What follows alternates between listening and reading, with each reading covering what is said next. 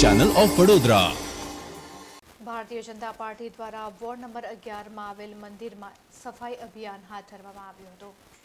ઇતિહાસમાં ત્યાગ બલિદાન ભક્તિનો સંગમ એટલે શ્રી રામ મંદિરની ભવ્ય અકલ્પનીય પ્રાણ પ્રતિષ્ઠા મહોત્સવની ઉજવણીના ભાગરૂપે સાથે આપણા યશસ્વી વડાપ્રધાન નરેન્દ્રભાઈ મોદીજી દ્વારા સ્વચ્છ ભારત અભિયાન અંતર્ગત વિવિધ મંદિરોમાં સ્વચ્છતા જળવાય તે અનુસંધાનમાં મંદિરોમાં સફાઈ અભિયાનની શરૂઆત કરવામાં આવી છે।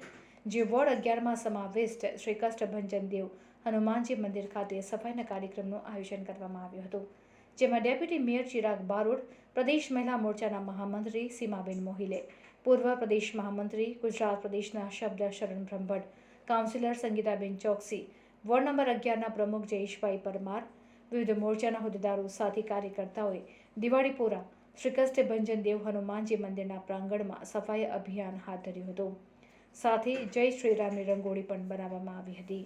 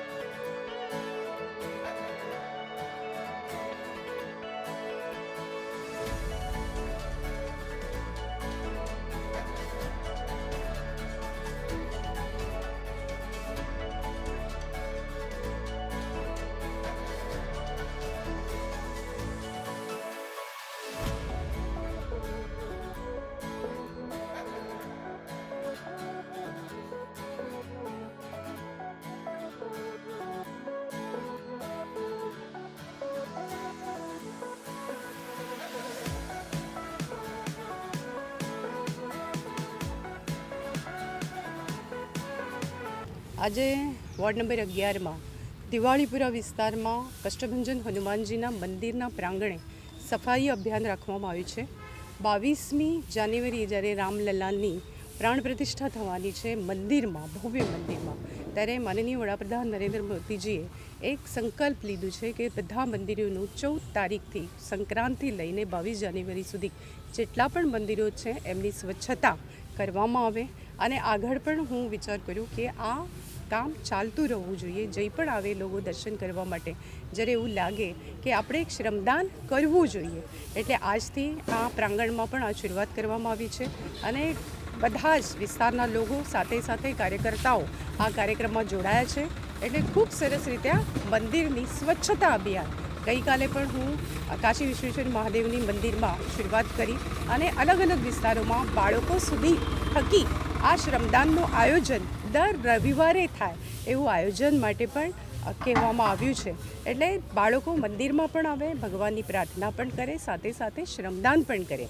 આ એક મેસેજ માનનીય વડાપ્રધાન નરેન્દ્રભાઈ મોદીજીનું પણ કહેવું છે કે જ્યારે પણ આપણે ગુરુદ્વારામાં પણ લંગરો થકી સફાઈ થતી હોય તો કેમ નહીં આપણા પ્રાંગણો પણ સ્વચ્છ દેખાય, તો પોતે લોકોએ શ્રમદાન કરવું જોઈએ। આપના માધ્યમથી પણ લોકોને હું કહેવા માગું છું, 14થી 22 સુધીનું અભિયાન માનનીય વડાપ્રધાન નરેન્દ્રભાઈ મોદીજીએ આપ્યું છે, પણ આપણે સતત આ અભિયાન ઉપાડવું જોઈએ। અઠવાડિયામાં એકવાર મંદિરોની સફાઈ થાય, બાળકો દર્શનો માટે આવે અને શ્રમદાન કરે અને એક શ્લોકનું પણ રામરક્ષા સ્તોત્ર હોય કે હનુમાન ચાલીસા હોય એ પણ છોકરાઓ આવીને અહીં આગળ કરે, તો શ્રમદાનનું પણ એમનો યોગ્ય મહત્ત્વ સમજે। જય શ્રી રામ। આપ સૌ જાણો છો એમ 22 તારીખે અયોધ્યામાં રામલલ્લાની નિજ મંદિરમાં સ્થાપના થવા જઈ રહી છે।